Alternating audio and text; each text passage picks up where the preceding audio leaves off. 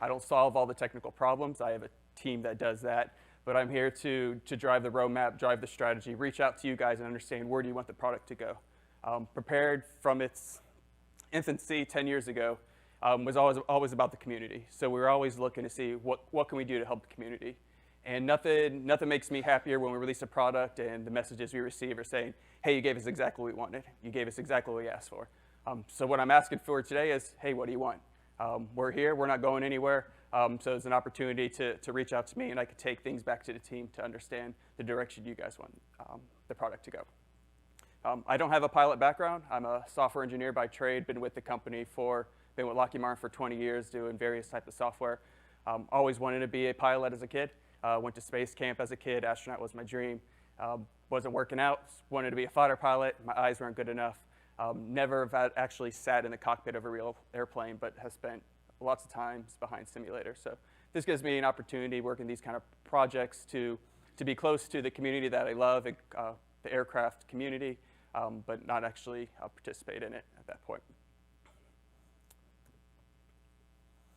So just a high-level overview of what Prepared is.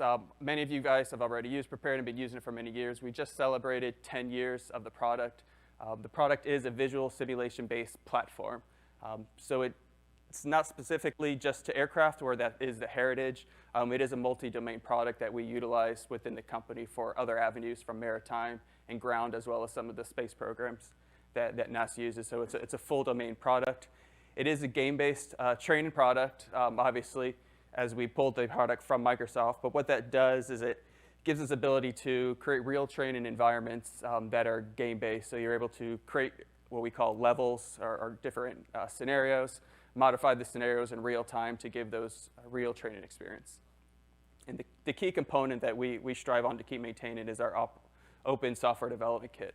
So this is the opportunity for our large community of third-party developers to interface with the product, add capabilities, expand the product. We think of Prepared as a framework, as a core that provides you some capability, but it enables you to introduce plenty of other capability as you see fit. Looking at the heritage, as I spoke about, we've been around for 10 years. Last year, due to COVID, we were unable to have kind of these big celebrations that we all had planned, so it kind of locked us down a bit. But it's a product in the beginning that was purchased from Microsoft for our simulation and training platform at Lockheed Martin. So Lockheed Martin in Orlando is responsible for training defense forces throughout the country, as well as international. And they were looking for a product that could be leveraged in that domain. When that project was purchased from Microsoft, it was purchased with the agreement that it is a training product. So there is no legal use of the product for entertainment purposes. The product is only for training. And why that's important is it drives some of the decisions on what we can add to the product. So if we're going to add leveling up, or if we're going to add some gamification to it, it could come across to Microsoft's legal team that we're turning into a game as a training product. So you will see some of those limitations as when we build our roadmap internally and we add capabilities to the product. As I stated earlier, we continue to maintain commercial best practices. What's unique about Prepared in Lockheed Martin as a whole is Lockheed Martin is a company of 100,000 employees. Prepared is one project of thousands of projects, and it's the only commercial product that Lockheed Martin has. So every other product we have here is strictly based to governments or larger organizations. This is the only product that you could actually go onto a website and purchase. So it's definitely a different dynamic, and it's something that we're able to leverage and be more agile and more effective on delivering capability. We want to continue to encourage that open ecosystem. That was one of those driving factors when we joined up with purchasing the product from Microsoft. Was the platform had a great community. And when Microsoft put that product down and kind of end of life, we saw that there was a community that needed something. And so the first thing was to grab that and keep that community going. That's kind of a striving factor of what we're doing. And we're always looking to, as I say, utilize customer feedback. We do have a Prepared.com forum where we collect a lot of information, both positive and negative about the product, but it is something that we review as a team, and it's something that our developers are on continuously. So if you guys ever have any feedback or comments, please reach out to that Prepared forum and know whether you're getting a response or not, that the message is being heard and it's looked at. On the bottom, you see that our timeline. We've Purchased the product in 2019, and over the last 10 years, now on version 5, and we're in the midst of doing point releases for version 5 to continue to enhance that product. As I mentioned, the ecosystem, it's a key part of our product. Like I said, Prepared does not do everything. It doesn't have all the aircraft you want. It doesn't have all the capabilities you want, but it does have that open architecture that allows you to easily enable that. And what's great about that is we part of a team that keeps a community alive. So there's a lot of companies, some of them are here today in the showrooms, to go check them out, that are producing products that can be leveraged and continue to enhance the product. These things go across from not just scenery and data, but also different controllers, GPS, radar systems across the board. And then another key focus we have is configurability and training lifetime support. So when you see in these pictures, Prepared is one software that can be used across multiple domains. Why this is leveraged in Lockheed Martin is the ability to provide one solution, one software solution where they're doing desktop training. So they're basically sitting at a laptop or maybe at a single screen with a HOTUS, transition that same software all the way to a dome structure. So they're doing full fidelity within a dome or on a laptop, and it's the same piece of software across the board.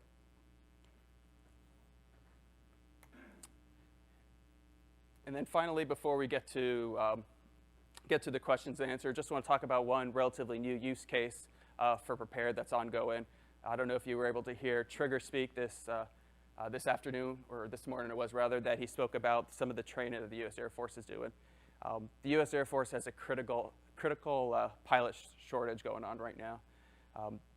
Their training plans are the same training plans that they have developed in the 1950s. So the students are following the same exact curriculum that they followed in 1950 when they were training for the initial World Wars. Nothing has really changed, so it's kind of same idea. So it's very low efficiency, high cost. Right now, with one of the aircraft is the T1. So the T1 is an aircraft that they use in the middle stage. So that you first get your wings on an aircraft, and you move up to a T1 if you're going to use a larger transport plane like your C-130s. And then you learn how to fly together as a shared cockpit, and then you move on to the C-130. What the U.S. Air Force is currently doing right now, and they just completed their second class last week, is they're transitioning to a complete simulation-based platform for the T1 aircraft. What that means is they intend to take the T1 aircraft and retire the entire fleet and no longer use the aircraft. So they'll still train in between. And what they're utilizing right now, they're using Prepared. We were able to build them, and we continue to build them a T1 model that's accurate and flies similar to what they have in the air. And they've set it also to mix it up of the different technologies, how we talked about the scale of it from a desktop to a full sim scale. They're starting at just a laptop for students to bring home and to train and to kind of learn cockpit familiarization. Then they step up to virtual reality where they're flying together in a shared cockpit with multiple planes. And then they've also moved up to a complete mixed reality cockpit where they're taking a retired T1 aircraft, they cut the front of it off, and they're converted into a complete mixed reality capability. So what it does is it kind of shows how the product could be used around the whole pipeline of the training scenarios. With that, I guess shows the retirement of the fleet at T1 is going to save them over $1 billion over the next 5 years. So it's huge savings. And then the training efficiency and the cost savings as well. Currently, with the aircraft, it's a 180-day duration program with 90 days of training. That shifts to 90-day duration and 60 days of training. So you're producing more pilots faster, and in fact, they reduced the cost per student. They cut it by over $200,000 per student. So maybe a tax break in your future and buying more flight sim products. I don't know. We'll wait and see if they spend it on something else. But there's been a lot of incentive to kind of continue moving forward with that simulation base. The driving factor of why the U.S. Air Force is important for Prepared as a whole and this community as a whole is Lockheed Martin as a company cares about the U.S. military, cares about the international allies, and that's a big focus of them. So as they're driving, as the U.S. Air Force demands capability in order to meet their mission and bring their pilots home safely, they're going to lean towards Lockheed Martin to make changes to the application. And as we enhance the application for their needs, it grows out to the larger community as well. So there's definitely more of a focus on it as an adaptation across the U.S. militaries. And like I said, that's the last slide. So what I would like to do is break it out to questions and answers. As I stated earlier, Bo Hollis, or maybe I didn't mention it actually, Bo Hollis is a prepared software architect. He was unable to make it out here, but is on a live meeting. I'll bring him up on the screen. So Bo will be able to answer some of the more technical questions if those come up, and we'll kind of bounce questions up between the two of us. All right, if you just raise your hand, we'll have our volunteers passing out microphones. The first question, though, from online. X-Plane 12 was just announced next door, and of course, MSFS was released just over a year ago. Is P3D dead? Is P3D dead? I sure hope not. And I would say the answer is absolutely not. And as that's one of the reasons I've kind of, we have a strict policy that I can't talk roadmaps, I can't talk dates, I can't talk specific to those items. But if you listen to some of the talking points I had, the U.S. Air Force just bought in completely for their T1. Obviously, prepared can't be dead because we need to keep that alive. The F-35 aircraft, all their desktop trainers, so when a pilot becomes new to the program, they're using a prepared-based simulation to do their familiarization of the cockpit. That aircraft is ongoing for many years, so we're bought into these environments. So we have commitments that we have to keep the product alive. And with that, the community, the flight sim community also continues to benefit from that. So it's not dead. I have a question here from Tim from Oakland. Hi, I just want to ask, is there going to be a point in time when we no longer have to debug using the event log, when we get like actually good logging? Short answer is yes, we are looking into that. Not talking too much about where we're going with the next release, but one of the focus areas for the next release is going to be looking at usability. And usability on more, not so much of interacting with the menus, but that login, that debug-in state, the upgrade process. I don't know, everyone loves upgrading from one point release to the next. It's always exciting with all your add-ons and having to take things off. So those are items that we're investigating as a team to see how they fit into the roadmap. We got a question here from Ron from DFW. Maybe this is too specific, but will you guys ever put out the T6A Texan for the public, or is that just going to be for the Air Force? I know A2A had a contract with either you guys or somebody to model that.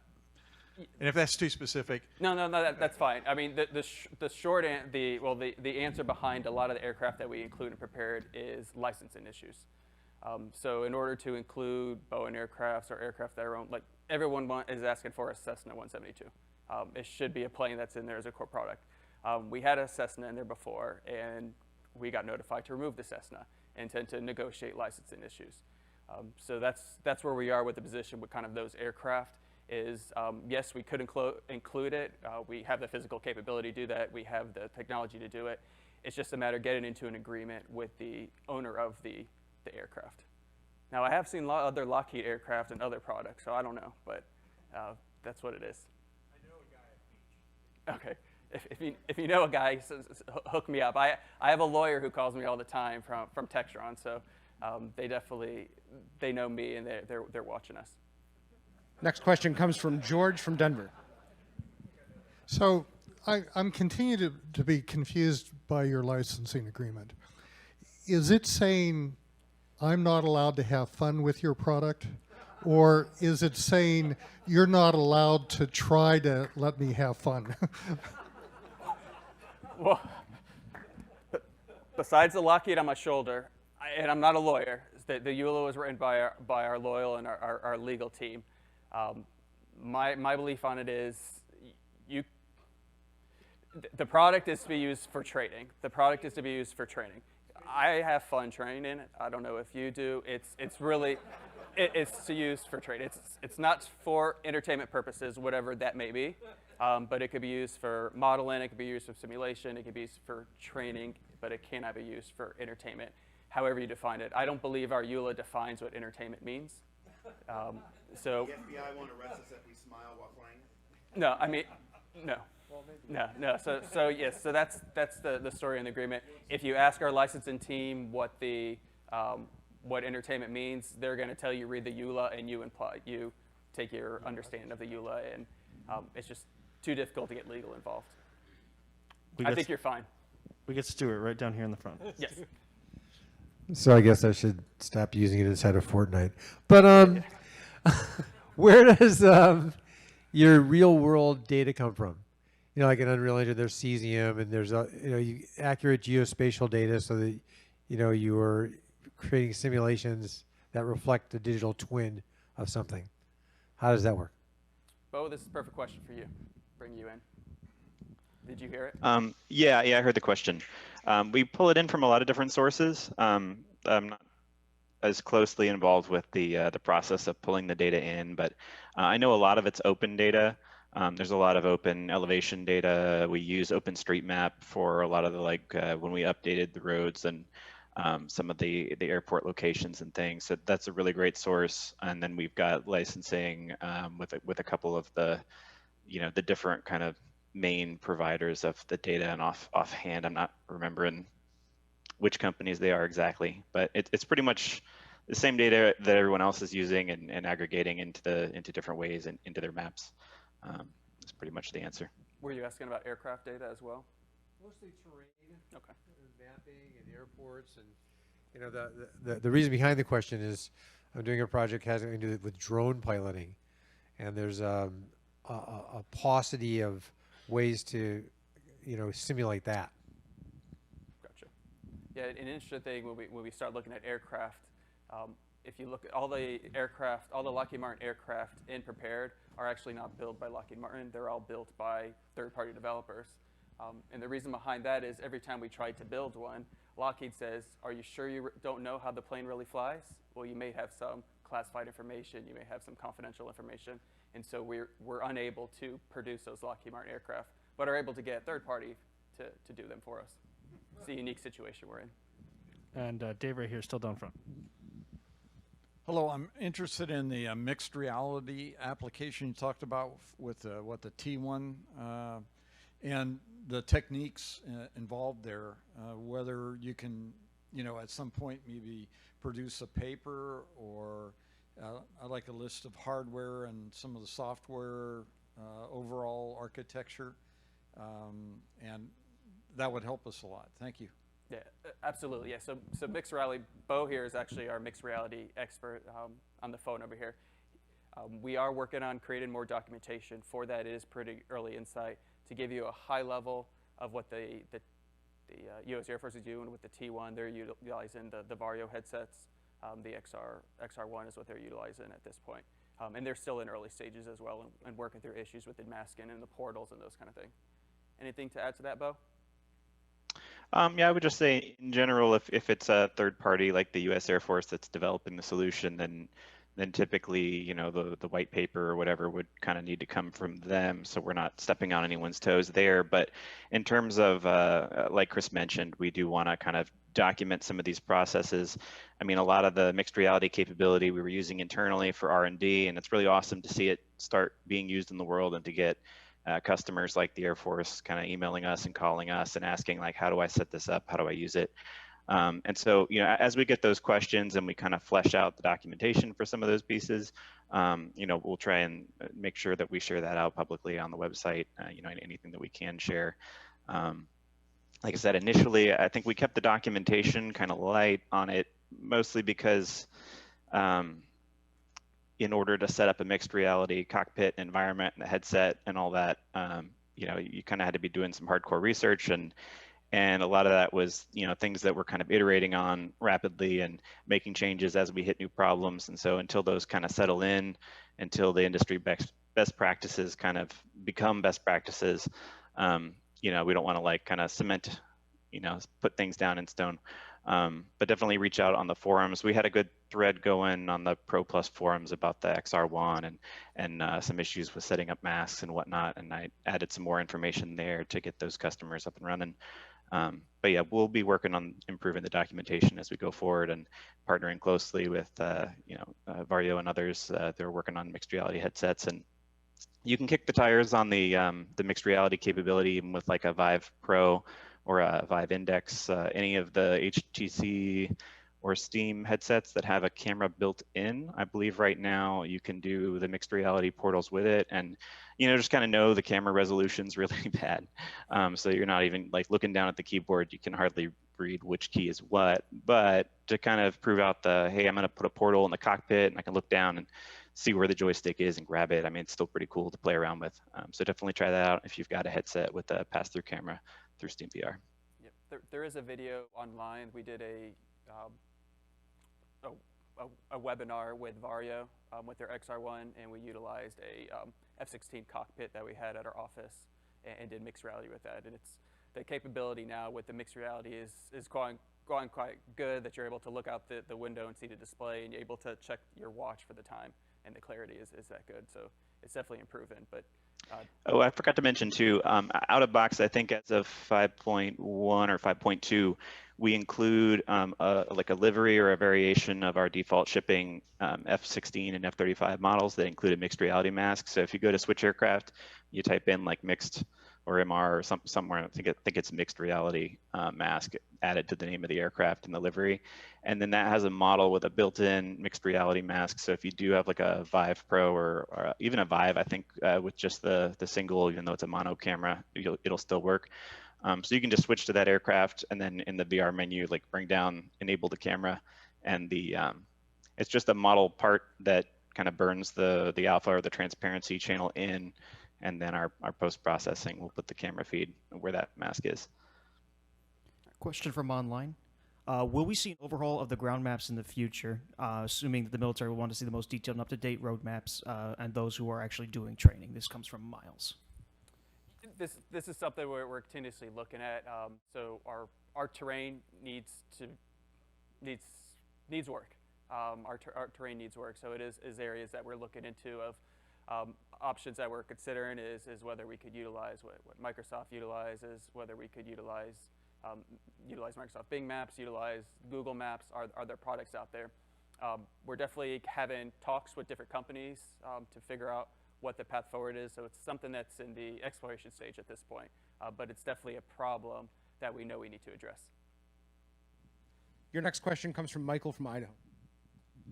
Yeah, mine comes to the thoughts about when it comes to actually modeling the airplane and the physics that happen with it. And one thing that I love to do is to try to do stall tactics, things like that. And when testing out your product here, I've felt as though the airplanes don't seem to be modeled anything to my expectation, but I'm not a pilot. So does anyone here know who's flown an F-35 or anything else that's on this platform?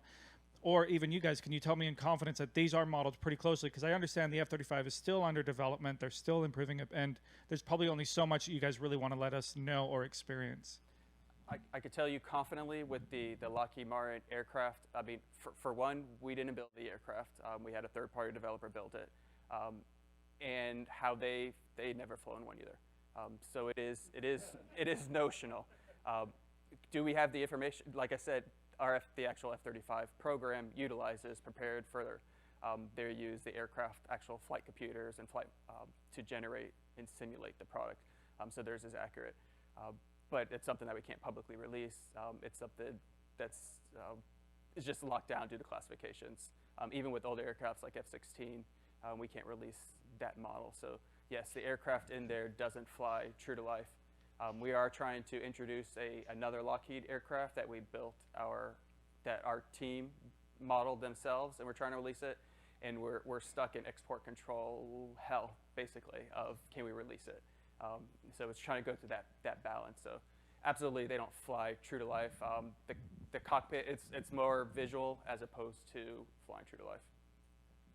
One thing I would add there too is from early on, I guess in the transition from version 1 to version 2, one of the things that we tried to do at the platform level, because if we were to pull some piece of export or classified information into the product on accident, I mean, then the product's out there in the world, and that would be a very bad situation to be in. And so we work really hard for for the aircraft that we ship that are military aircraft to make sure that that they're not flying like the real thing, like Chris said. But at a platform level, what we care most about is making sure that our software development kit and all the capabilities there allow you to create a fully accurate aircraft. And I can say pretty confidently, based on how it's being used, that that's the case. And there's a section of the SDK called the ISIM object system, and it's a series of interfaces. But basically, internally, we've got the kind of gamey, approximation of simulation where you set up the file with some parameters and describe the number of engines and whatnot, and then we kind of approximate the flight model based off of that. Most of the military programs for a full aircraft, if you really want that aircraft to fly exactly like it should, then you have a software engineer go in and an aeronautics specialist go in and write a physical model that's specific for that aircraft, override those interfaces, and then the default flight models, the default weapon flyout models, and everything that ship in the product, those are all kind of disabled, and that's where you're using Prepared the platform, not Prepared the product. And that's something that's kind of difficult to explain. Because when you look at the volume, like a lot of our customers are using Prepared kind of the product, right? And then all these add-ons on top, and we try to make the platform have the capabilities for the community to build on, and also for our internal customers and military customers and whatnot to have the capabilities they need to build it on.